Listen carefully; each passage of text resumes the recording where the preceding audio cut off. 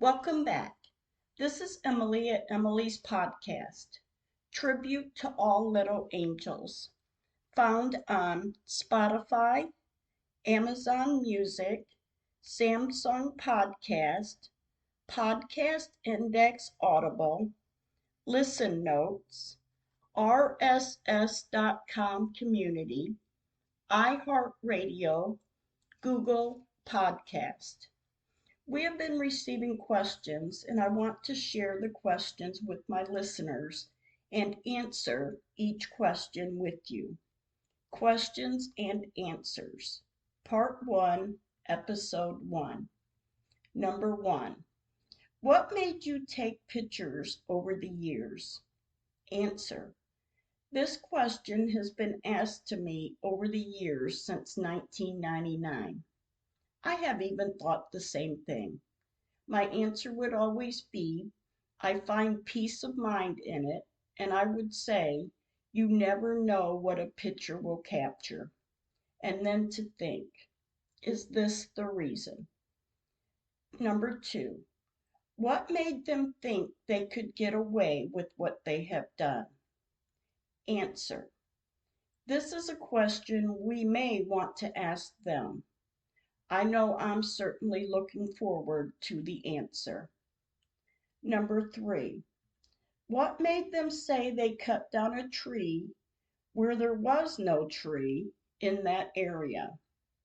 Answer, I believe to make people believe the headstones have not moved, which to me is odd if we couldn't force them to move the headstones back.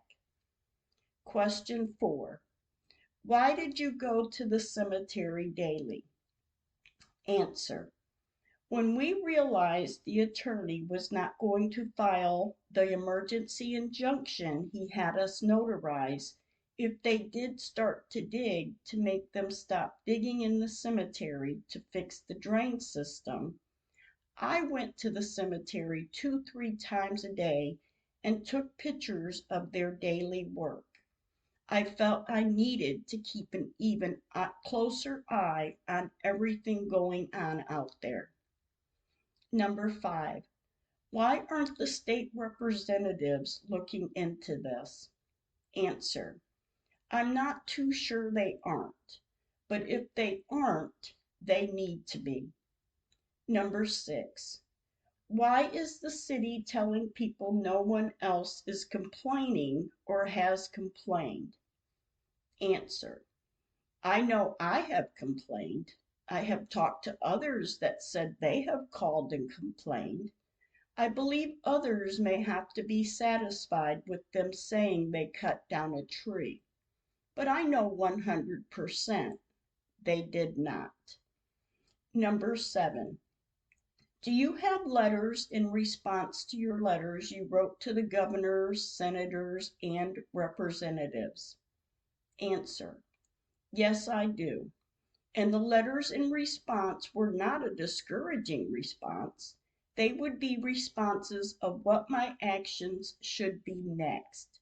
I would be told, keep putting it out there. And I greatly appreciate their advice and or words of encouragement. Number 8, what are you hoping to accomplish with this podcast? Answer, when we received the letter of denial from the funeral board, the Bar Association, and then the Attorney General just recently, we knew we needed to go public in hopes to get the word out there for others to know of the matter.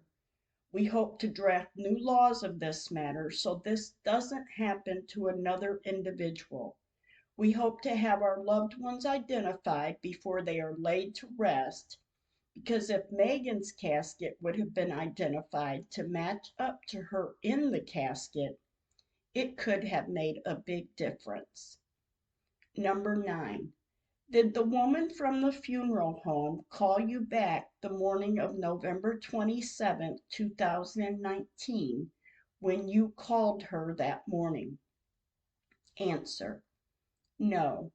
There was no communication from her until my daughter Nicole and I went into the funeral home the Monday morning after Thanksgiving to talk to her about running DNA on remains, when she informed us they had already done the cremation before she got to work that morning, yet failed to call to tell us.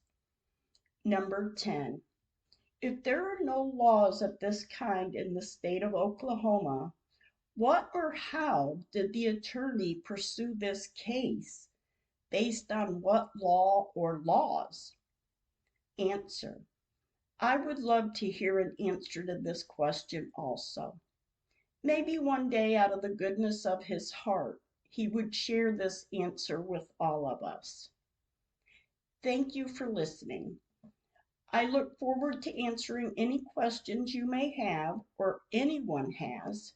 If you have any questions or comments, you may email us at lowercase letters Emily McMahon, EMILYMCMAHAN 208@gmail.com, and also lowercase letters SD McMahon, SDMCMAHAN 1959@gmail.com.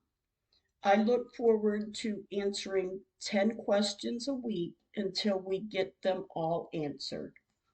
Stay kind with your words.